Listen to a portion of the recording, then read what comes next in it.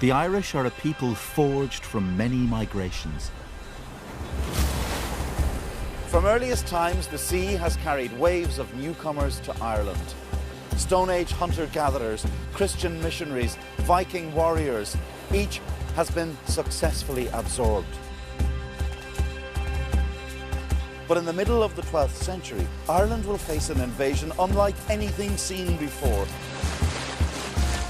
It will set in motion one of the longest conflicts in human history, in which land and faith will divide the nations. The destinies of Ireland and Britain will be changed by what begins 800 years ago. Ireland stands on the verge of the age of conquest.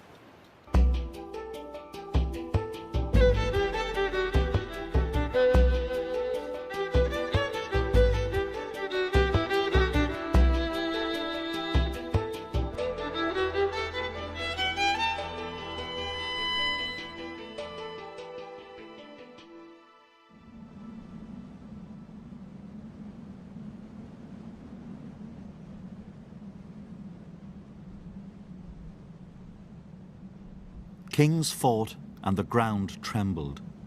So did the annals of the Four Masters describe the Ireland of the early 12th century.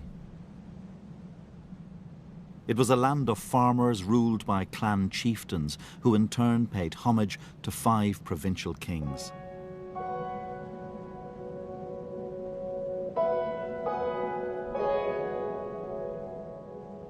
There was a High King of Ireland, but he had only limited power. But in the hands of a man ruthless and cunning enough to crush his political enemies, this high kingship could mean something unprecedented in Irish history. A land ruled from the centre by one powerful figure, the beginnings of a united political entity.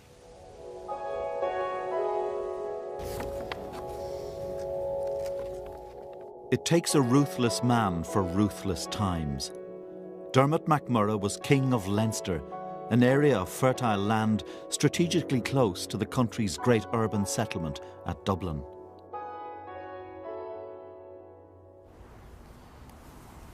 It was said of Dermot that he preferred to be feared rather than loved, and he probably would have agreed. Those who stood in his way were either killed or they were ritually blinded and castrated so they wouldn't produce any heirs.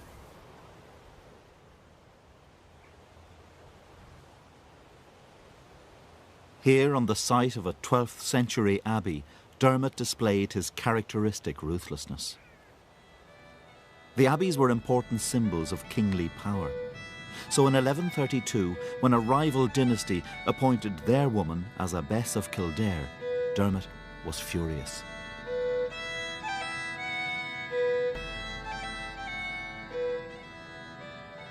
He, as King of Leinster, wanted control of this very important office.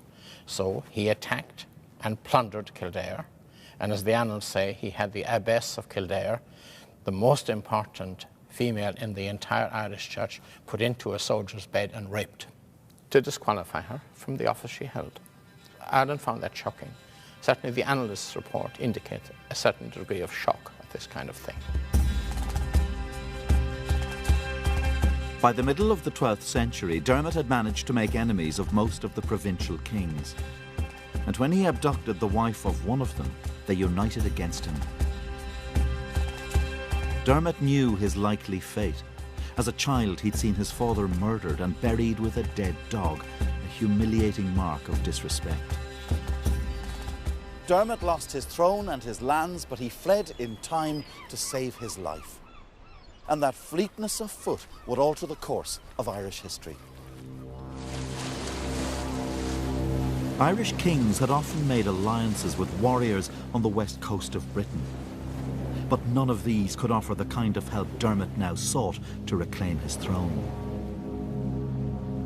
The fugitive king sailed boldly further, to the heart of Western Europe's mightiest empire. In the traditional telling of the Irish story, Dermot is seen as the father figure for generations of traitors, the man who callously sold out his country to the English. But it simply wasn't like that. In reality, Dermot was doing what any desperate or ambitious chieftain would have done, seeking the help of somebody more powerful. The crucial difference was that the people he went to were the most organised military power in the medieval West. These were the lands of the Normans.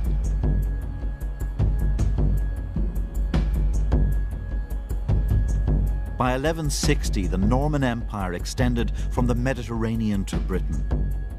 Here they'd imposed a rigid system, feudalism, where power flowed from the king to his nobles.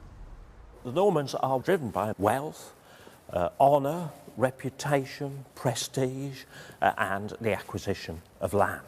And military prowess is key to their identity. It's key to identity and, of course, also to success.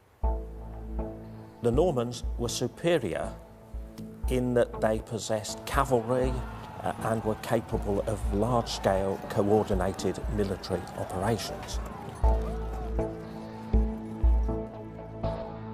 The Norman king, Henry II, would now be wooed by Dermot MacMurrough. Henry was the great-grandson of William the Conqueror. Although he often kept his court at Anjou in France, he was king of England.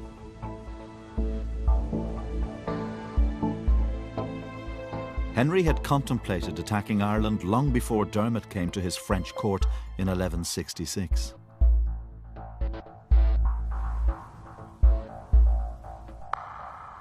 Henry II was more than a match in political cunning for the Irishman who now came seeking his help. In what history might call the first ever Anglo-Irish summit, the rough king from the western fringes of Christendom met Henry at his court. A Norman poem described the explicitly feudal nature of the contract between the two. Dermot addresses Henry. "Henceforth all the days of my life, on condition that you be my helper, so that I do not lose everything, you I shall acknowledge as sire and lord." What Dermot means is, I will give you land if you give me an army. This suits a king with restless, land-hungry knights and who cleaves to that great alibi of conquerors, the belief that he has a civilizing mission.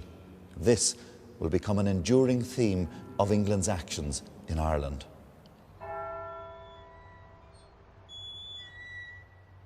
A decade earlier, when he'd first thought about invading Ireland, Henry had sought the support of a higher power. Ireland is linked to Europe not only by trade, but by that most central of medieval realities, religion. The Pope isn't just spiritual master of Christendom, he's a temporal power broker as well. If he lends his support to an invasion, then Irish chiefs are obliged to offer their allegiance to the man who carries his blessing. Pope Adrian IV had his own agenda. The Irish Church had become worryingly independent. Granting permission for an invasion, the Pope told King Henry that in order to enlarge the borders of the Church and set bounds to the progress of wickedness, he should take possession of that island. Henry promised to levy an annual tax of a penny per hearth in Ireland. The money would be sent to Rome.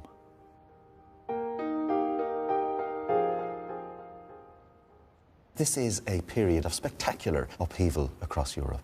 Indeed, this is the time of the Crusades, it is the time of the wars against Islam, but it is also the time of the expansion of Western Christendom into what we call Eastern Europe, into other parts of the British Isles, into the Iberian Peninsula. So the Irish are just one of a number of people who are seen as barbaric and ripe for conquest.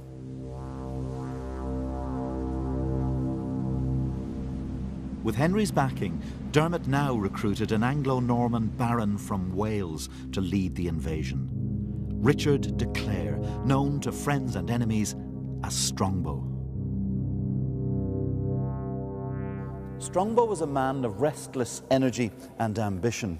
And in front of this knight, Dermot dangled a tantalising prospect: lush acres of Irish land and his daughter's hand in marriage. On the 23rd of August, 1170, an Anglo-Norman force led by a friend of Strongbow's arrived here in County Wexford. They were used to raiders along this coast, so when the Irish looked out and saw the Norman vessel, they could have been forgiven for thinking this was just another passing incursion. But a new history was about to come bearing in from the sea.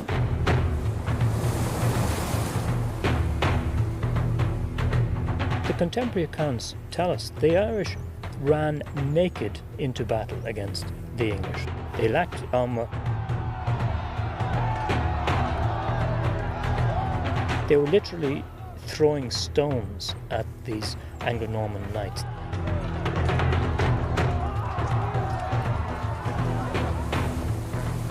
The battle was a savage encounter. The invaders hacked and cleaved their way through the Irish. In one refinement of the art of murder, they broke people's legs before hurling them into the sea. They had one notable killer who went by the name of Alice the Vicious. She's said to have killed 70 men in revenge for the death of her lover.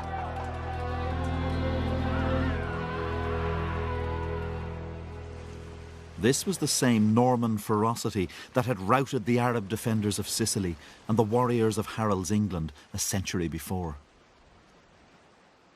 It was ferocity with a message: submit or be annihilated. When Strongbow stormed the city of Waterford, the defenders were overwhelmed. And the victor moved to claim the first part of his Irish bargain.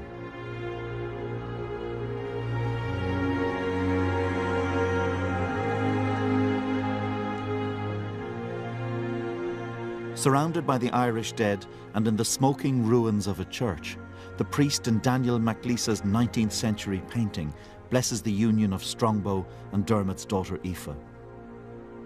Irish nationalists would cast this as the beginning of 800 years of English oppression. This painting is one of those great examples of how both sides in the Irish story can look at a representation of an historic event and take from it totally different meanings. Nationalists see this as a moving evocation of their subjugation, the forced marriage of Ireland and England. But the painter was a Cork-born unionist who represented a complex Irishness. He felt a deep attachment to an ancient Gaelic past, but also to the British Empire. Of course, what really matters is how Strongbow saw things. And for him and the rest of the Anglo-Irish knights, this was the beginning of a great land grab. Dermot died soon after, before he could enjoy the fruits of victory, and he was succeeded as King of Leinster by Strongbow. Here begins a great theme of Ireland's story: the fear of English monarchs that Ireland will be used as a base to attack them. For King Henry had never trusted Strongbow, and now feared he would set up a stronghold in Ireland.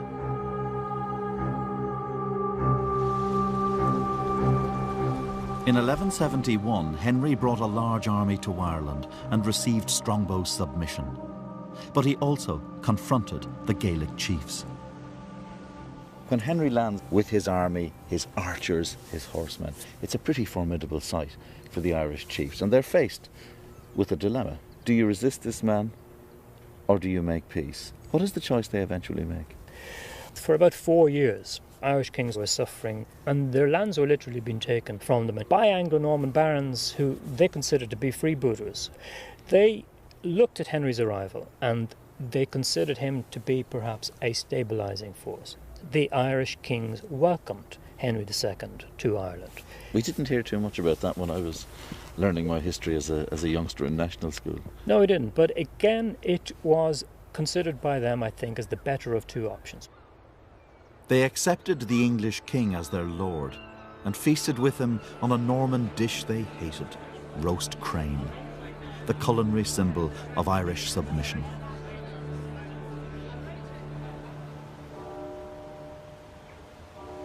Henry left Ireland the following year.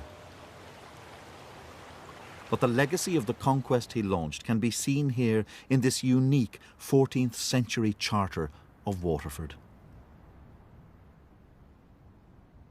What does this extraordinary series of documents tell us about the Irish relationship with the English crown? This great charter roll of Waterford could have come from an English city. The earliest contemporary portraits of a king of England that still survive are here in Waterford, a city that is anxious to impress the king and protest their loyalty to him. It is, for all intents and purposes, an English city.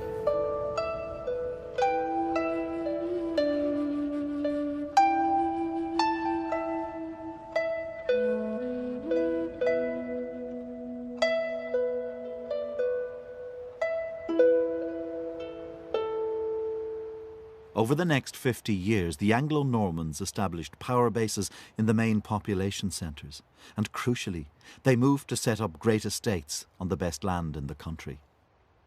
Ireland was about to be transformed. Historically, we've tended to curse the English a great deal, but the Normans did quite a bit for us, didn't they? If you look around Ireland today, the most characteristically Irish traits are English.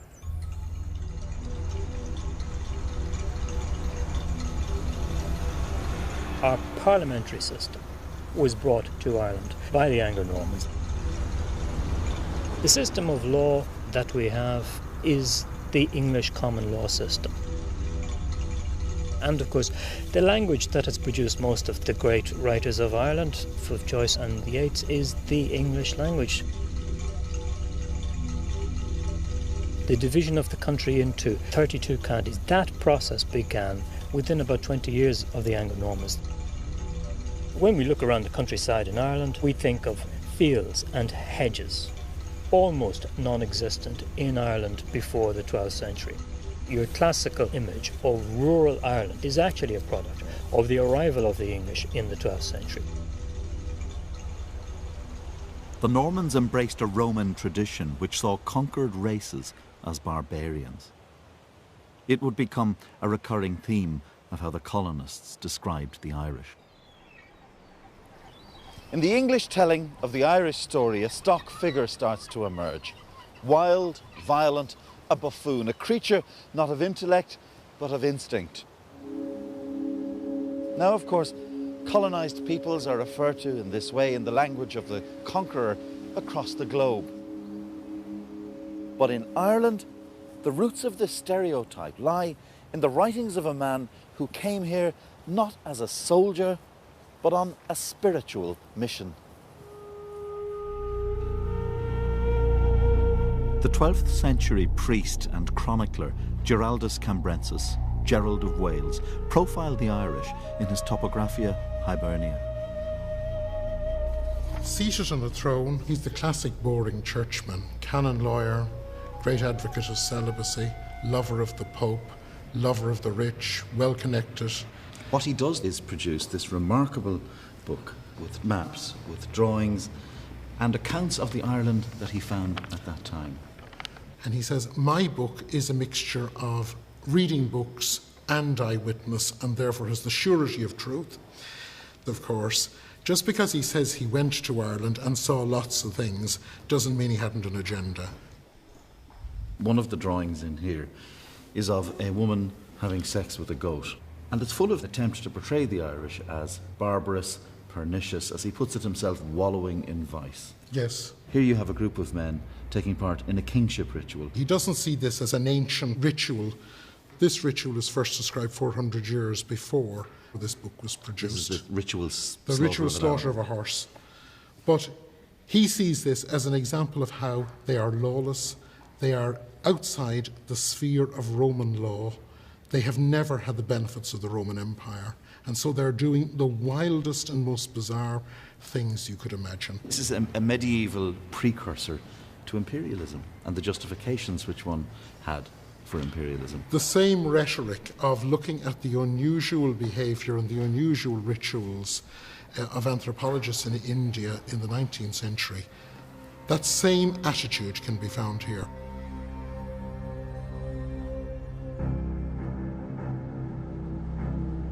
200 years into the conquest and the colony is unfinished. Beyond the towns, the Anglo-Normans hold no sway.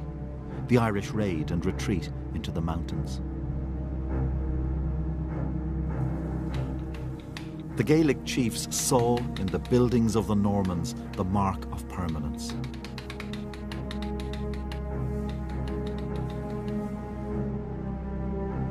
The colonists had thrown their world, pastoralist based on the loyalties of clan, into retreat.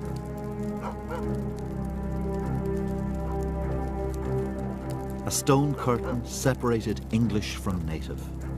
The old aristocracy seethed with resentment.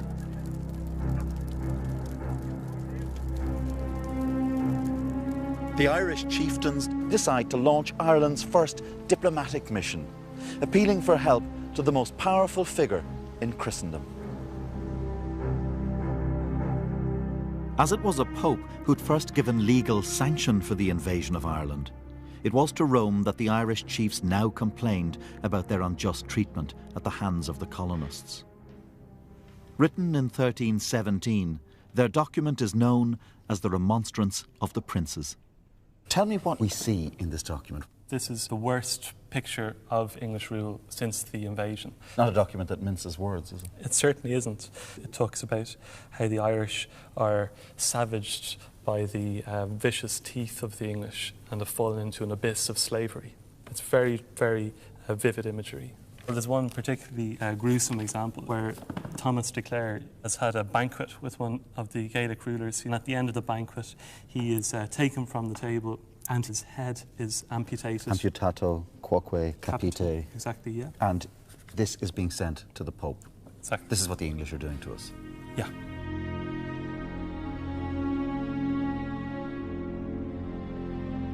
But Irish complaints were of little matter in Rome. The Pope passed the document to King Edward II, who did nothing. The simple truth was that English kings, mired in struggles of their own, were little bothered with Ireland.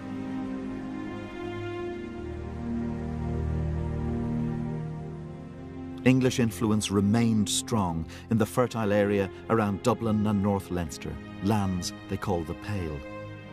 Until, as would happen so often, the stories of other places collided with that of Ireland. The first was war. A Scottish army fighting the English opened a new front here in Ireland. But the worst disaster of all arrived here at the port of Howth in July 1348.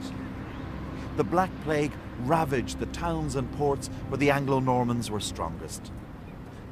A witness described how the disease would carry off a man, his wife, and their children, all, as he put it, in the common way of death. Many of the English lords began to abandon their castles and lands and fled back to England. Others had their property forcibly taken as the Gaelic lords exploited English weakness. What we see in this period is a resurgent Gaelic chiefdom. People are coming back, taking lands abandoned by the Anglo-Norman overlords. It seems like a real cultural renaissance of a people who feel confident in themselves again. What we see is a regrouping. From 1150, we have basically no Irish manuscripts, no Gaelic manuscripts. But from 1350, we have a large number of very well decorated, very beautifully put together manuscripts. So there does seem to be a century during which the Gaelic aristocracy and the Gaelic learned classes are trying to find new ways of asserting their cultural distinctiveness. Dá mátaí an dáin a ghuine, gan seanchas gan seanlaí, go brach ahar gach fir, rochi coich gan a chlinshin.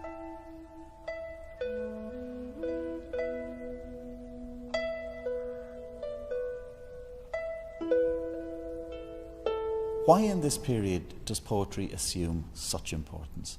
In the unstable political climate of Ireland at this time, art or gold work or tapestry might not be such a good investment. But in terms of securing your status, securing your fame, a poem can travel across the entire Gaelic world from Kerry to the Hebrides. When O'Neill comes to London, someone observes with distaste that his poets are sitting with him at the same table and eating from the same dish. We get these glimpses sometimes of Gaelic custom and the high status accorded to the poet. As Gaelic Ireland revives, the English colony retreats. There are a few military expeditions by the Crown and an attempt to separate English and Irish by law. But Ireland simply isn't a strategic priority. Until, near the end of the 15th century, the Crown is given a rude awakening.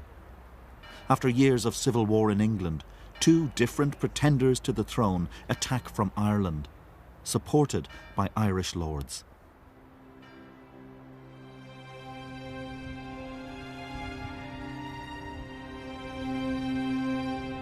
In their castles, the lords were local emperors. There was no strong central government to contain them. London might as well have been the moon for all the real influence the monarch could bring to bear. The great Anglo-Norman families had symbolised English power. But now they could make alliances with Gaelic chiefs. Over 3 centuries, they'd become, if not entirely Irish, certainly no longer truly English. This is an unsettled land where warlords squabble and London's writ does not run.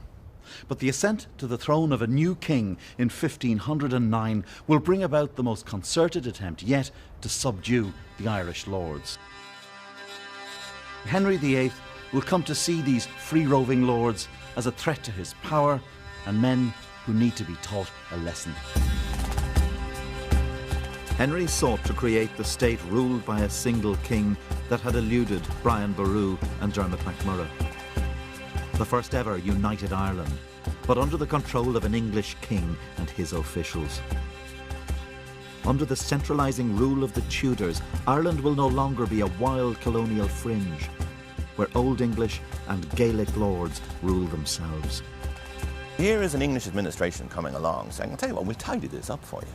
We will impose a legal framework in which your position will not be threatened at all. You'll continue to be local, regional boss. You'll continue to have this wealth that you treasure so much, but we'll do this by legal means.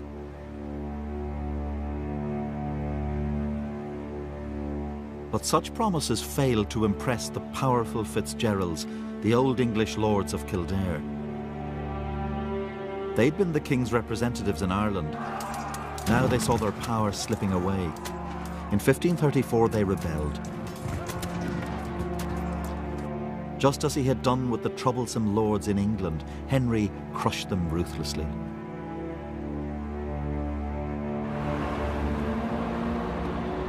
As the Tower of London beckoned to any troublesome nobles, Henry declared himself King of Ireland.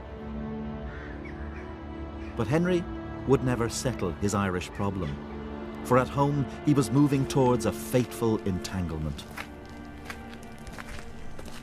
Henry's enduring legacy to Ireland was forged in the chambers of his court. There, a domestic imperative propelled him into action that would profoundly change the way the Irish and the English saw each other.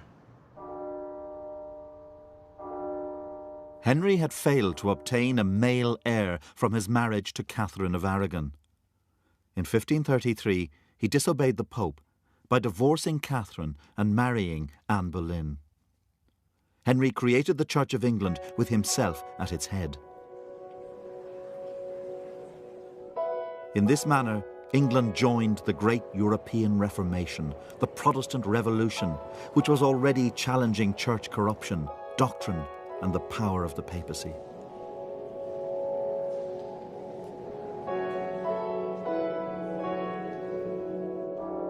Henry imposed his new church on a reluctant English clergy through terror and the seizing of church lands.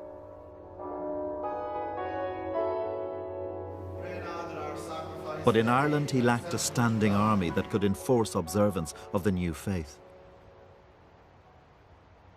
And so Ireland remained Catholic. Henry's unfinished business here left a dangerous legacy in a Europe where religion was becoming a battleground.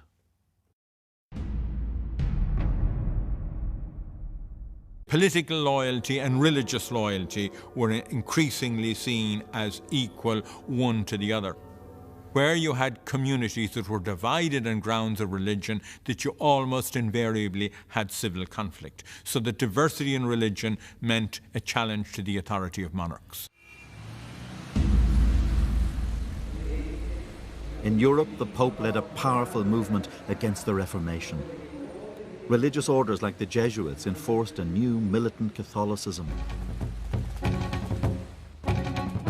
In Spain, the Inquisitions crushed the Protestant faith, and it was sent into retreat across much of the rest of Europe.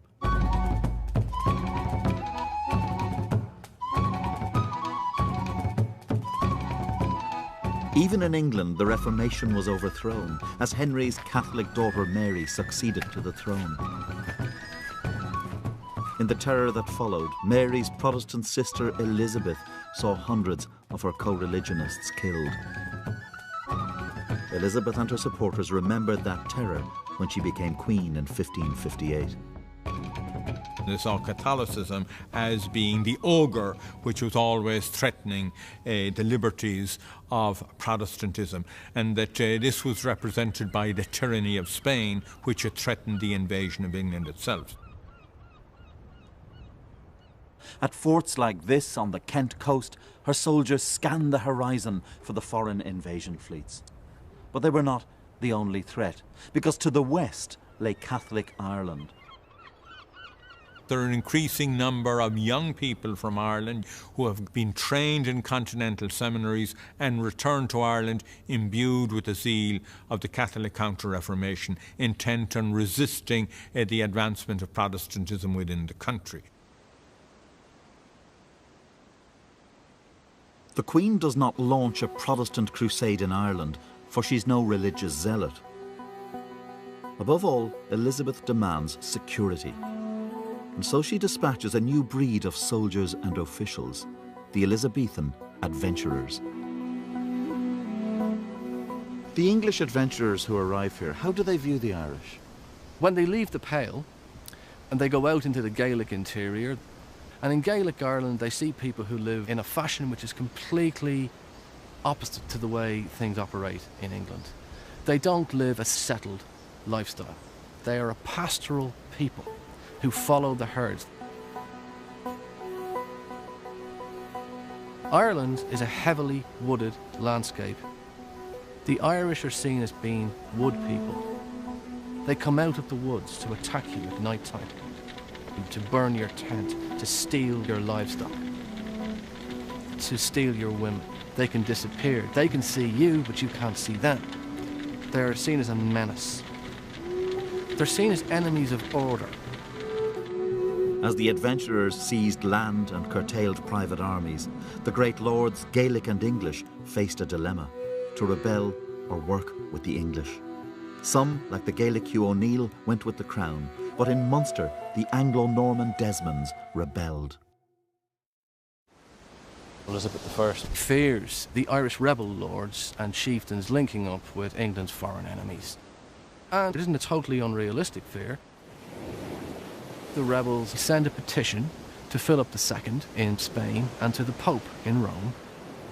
The rebels are not seriously motivated by religion. But religion is a bridge to Europe.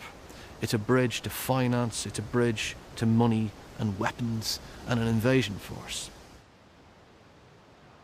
Elizabeth's forces launched a policy of scorched earth. One of the most notorious English commanders was Sir Humphrey Gilbert.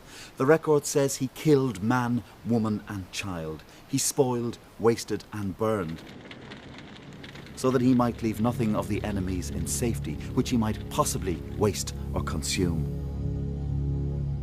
The age of total war had arrived in Ireland.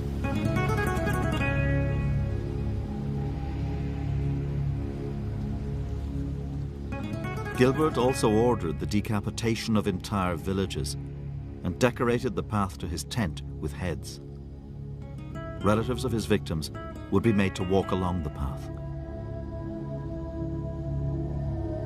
He boasted later that the sight of the heads of their dead fathers, brothers, children, kinsfolk and friends wrought great terror.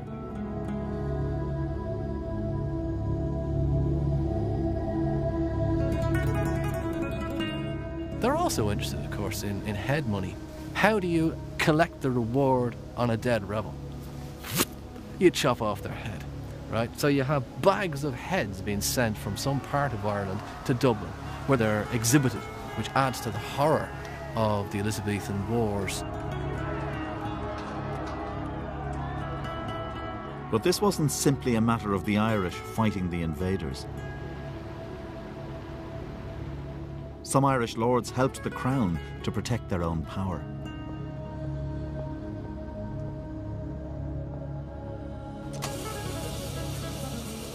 Here at the National Archives in London is an Elizabethan document detailing how one Irish lord behaved.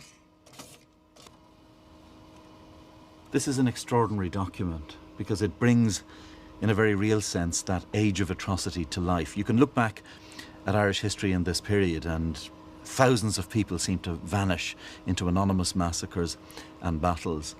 What you get here, list after list of names.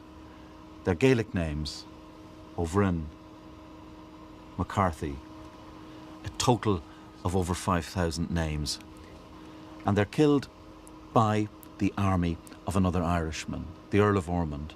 This butcher's bill he sends to London to convince an English queen that he is loyal to the crown. For Elizabeth, Irish loyalty would become an increasingly urgent question as the religious crisis in Europe escalated. In Paris in 1572 came an event that would define for Protestants the terror of the Counter-Reformation. Here on the morning of August 24th, the feast of Saint Bartholomew, the bells of this church, Saint-Germain-l'Auxerrois, rang out.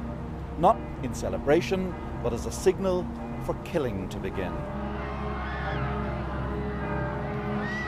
Catholic death squads fanned out across the city, targeting Protestants in the worst religious massacres Europe had ever known. Thousands were butchered.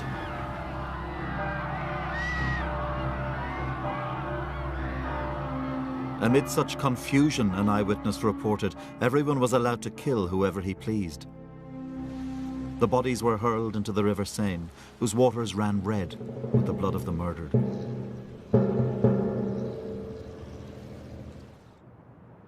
In Rome, the Pope ordered bonfires lit and the singing of the Te Deum in celebration for this glorious triumph over a perfidious race.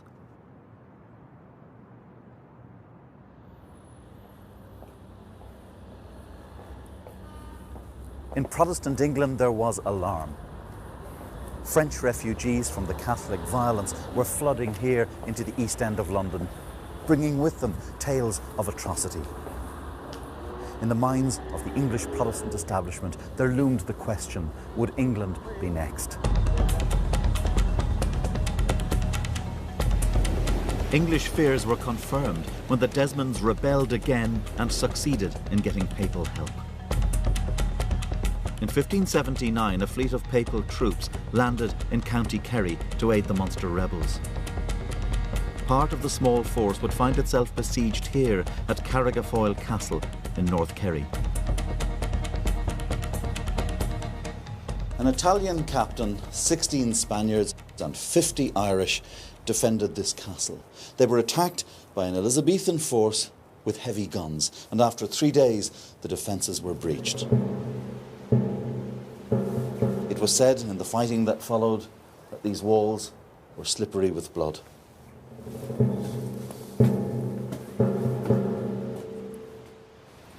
What happens at Carrigafoyle and in other massacres foreshadows a new kind of European warfare. Where the tactics of massacre, starvation, of salutary terror are becoming widespread. It also helps to convince Elizabeth of the need for a durable solution to her Irish problem.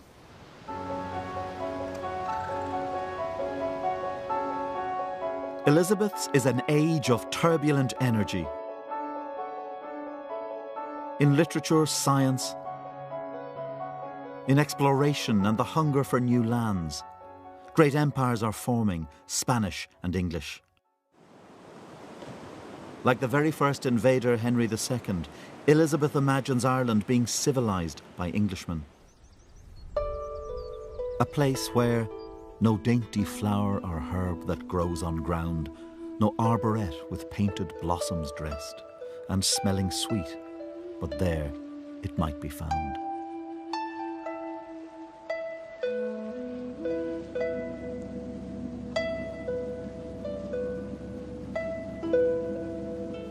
The landscape of Ireland was about to undergo profound change.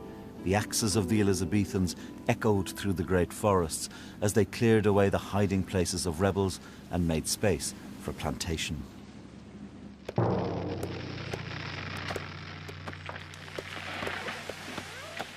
The idea was to create an English garden in wild Ireland. Among those given estates were a young adventurer called Sir Walter Raleigh and his friend the poet Edmund Spenser. In his most famous poem, The Faerie Queen, Spenser wrote, "Who will not mercy unto others show, how can he mercy ever hope to have?" But mercy was noticeably absent in Spenser's role as apologist for Elizabethan policy in Ireland.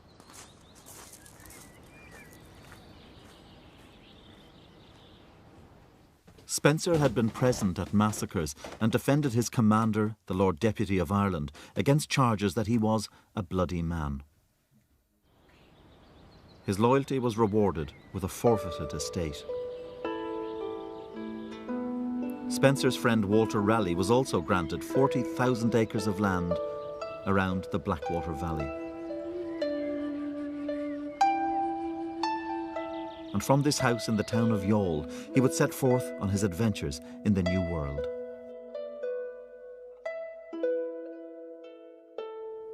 Raleigh and Spenser epitomised the contradictions of Elizabeth's adventure in Ireland. Raleigh was an enthusiastic killer of rebels, yet here, in this room, he would sit with Spenser and discuss the finer points of English verse. Both men were willing to see people subjected to famine in order to clear the land.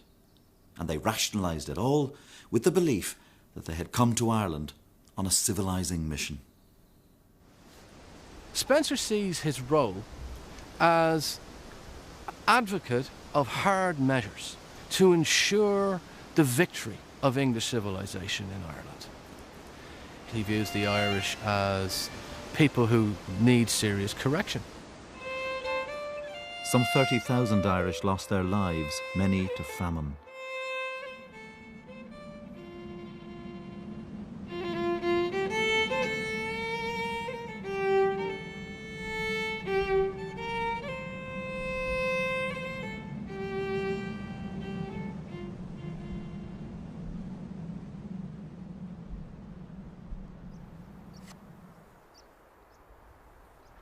By the late 1580s, 25 years after she'd come to power, Elizabeth had subdued the Irish in Munster, Leinster and Connacht.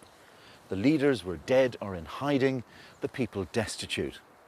But there was one great obstacle to English domination in Ireland, and it lay far to the north, in a province that would become synonymous with the conflict between the two islands.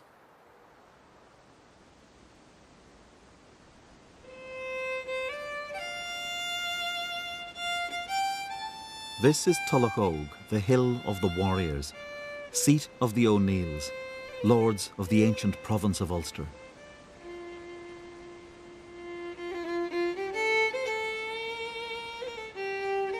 Ulster was the most Gaelic of the Irish provinces and was the stronghold of Hugh O'Neill.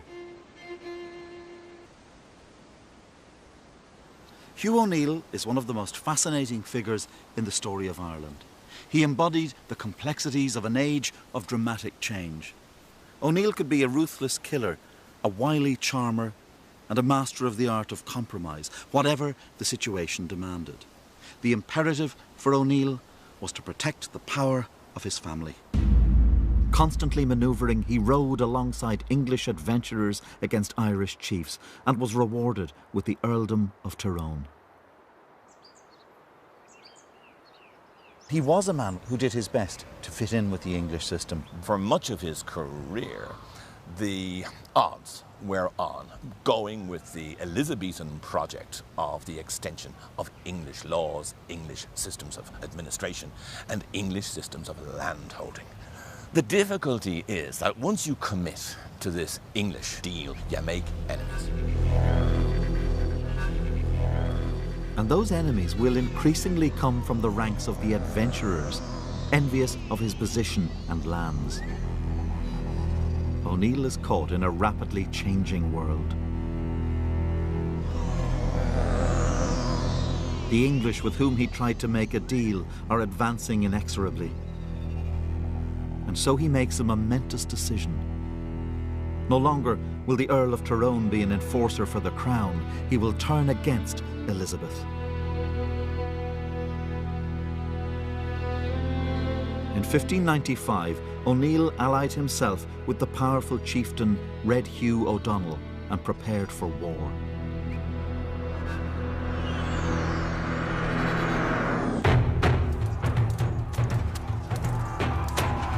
Trained in the English ways of warfare and bolstered by Spanish advisors, O'Neill begins to push back the English forces from Ulster.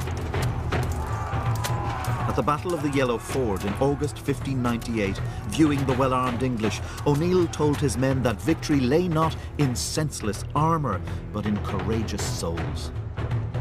900 English are killed, and the same number desert.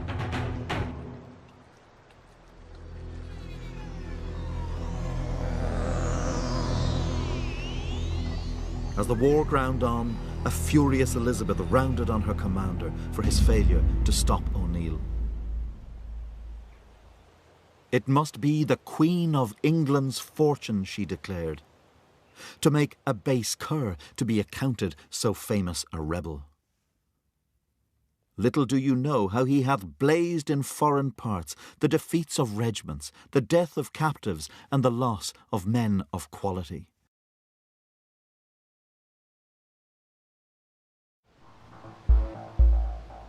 O'Neill's victory sparked rebellions elsewhere in Ireland. Far to the south, lands recently planted and tamed rose again. Here in Munster, rebels descend from the woods, farms are burned, the English planters are taken by surprise, and many are butchered. In Munster, the attempt to make the land civil according to English ways is overthrown. Among the English refugees fleeing Ireland is the poet Edmund Spenser. As Ireland moved towards a defining confrontation, O'Neill sought to rally both the Gaelic chiefs and the Old English to his banner.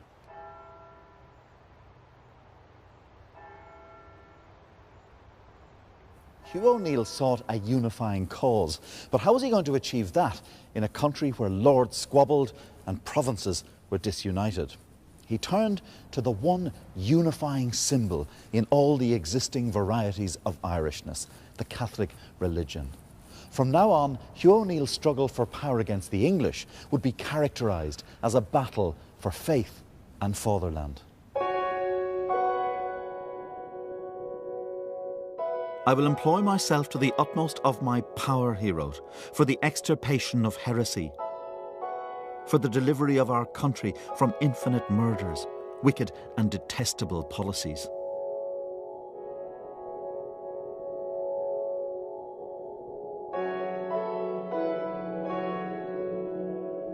The English regarded O'Neill's militant piety as a cynical ploy. When the Earl of Essex met him during peace negotiations, he remarked, "Hang thee up, thou carest as much for religion as my horse." But O'Neill had made an extraordinary connection, one that would resonate through Irish history, between religion and Irish identity.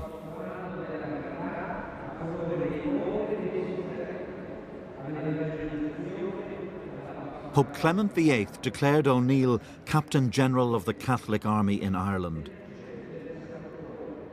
Cast as the Irish David fighting an English Goliath, O'Neill asked King Philip of Spain for help.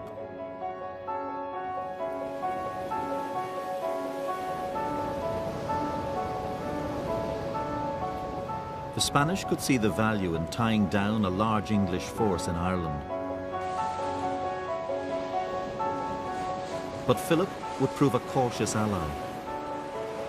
He instructed his secretary to see what is the very smallest aid that will be needed. If it be so small that we can give it, we will help them. On the morning of September 21st, 1601, a Spanish fleet of 33 ships carrying 4,500 soldiers appeared here off the coast of Cork, bearing down on the town of Kinsale. But from the beginning, the expedition was dogged by bad luck. The army they'd come to meet was waiting far to the north in Ulster. The Spanish had landed in the wrong part of Ireland.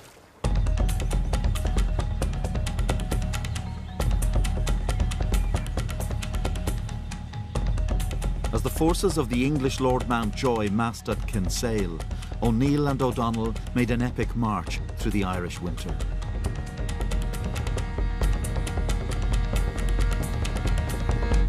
The English had by now massed around 6,000 troops at Kinsale. They besieged the Spanish and waited months in horrendous conditions for the Irish to arrive. The phrase turning point is one that swirls promiscuously through Irish history, usually summoned up by one side or the other to make a political point. But Irish and English, Catholic and Protestant, all agree that what happens here at Kinsale will alter the balance of power in Ireland forever.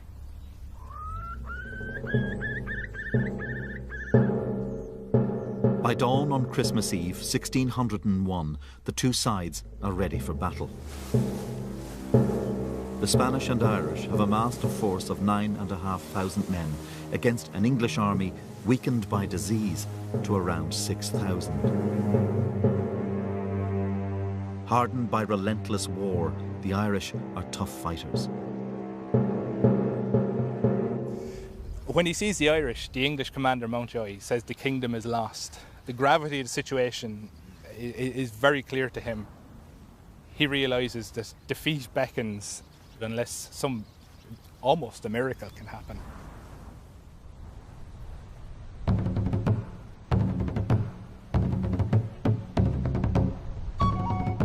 But O'Donnell, who'd marched separately from O'Neill, became lost and failed to make his rendezvous. According to the Spanish, there was a catalogue of tactical blunders. O'Donnell alerted the English with a loud call to arms. In the confusion, O'Neill left his hilltop position and went to open ground where his men were more vulnerable. On seeing the hill unoccupied, a Spanish witness said, "The enemy closed up onto it. He grasped his opportunity."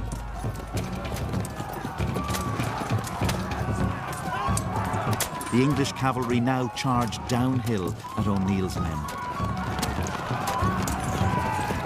The Irish were fighting in open ground against English cavalry that had the run of the field. The Irish had never really been in that situation before. But what it essentially comes down to at the end of the day is that the English had stirrups. The fact that the English soldiers had stirrups meant that they could drive home a charge with a lance, because a stirrup takes the shock. You don't get knocked off the back of the horse. Whereas Irish had shorter horses, they carried their lances over arm, but although it gave them extra manoeuvrability, it meant that they couldn't charge another body of horse. So the fate of Ireland hung on a stirrup? More or less, yes. According to the Spanish eyewitness, 800 men were killed in the rout. Most of the Irish survivors made for Ulster, while the Spanish sailed home.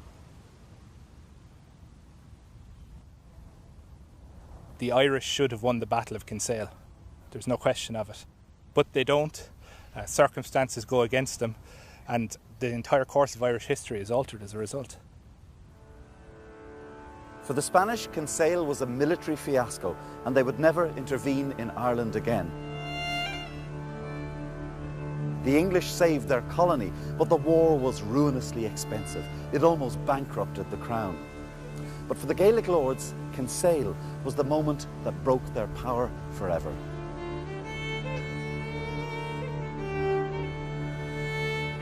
Mountjoy laid waste to O'Neill's lands in Ulster. Mountjoy understood well the power of symbols in Ireland, and when he arrived here at Tullahoge, the Hill of the Warriors, he first ordered his troops to lay waste to the surrounding countryside. They then came here and shattered the stone upon which generations of the O'Neills had been crowned.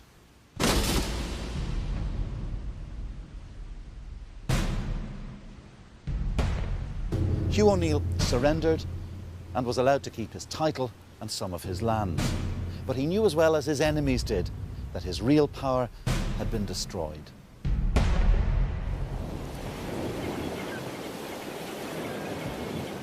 On the 14th of December 1607, O'Neill and O'Donnell and their families left Ulster for Europe.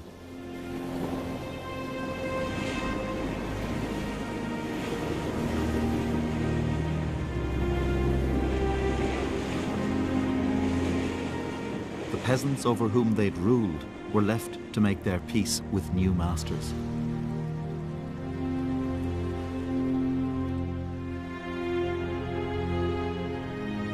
Hugh O'Neill died in exile in Rome 9 years later, still dreaming of leading an invasion of his homeland.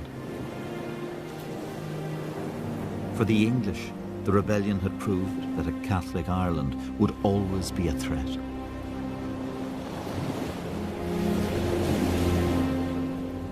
The flight of the Earls is one of the most romanticised images in Irish history.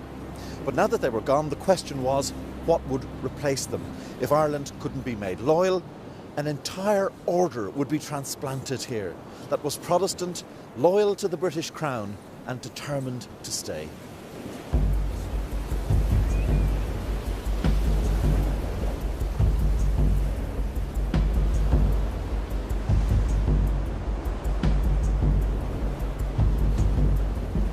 The death of the old order would give birth to a new age of conflict, whose consequences we live with still.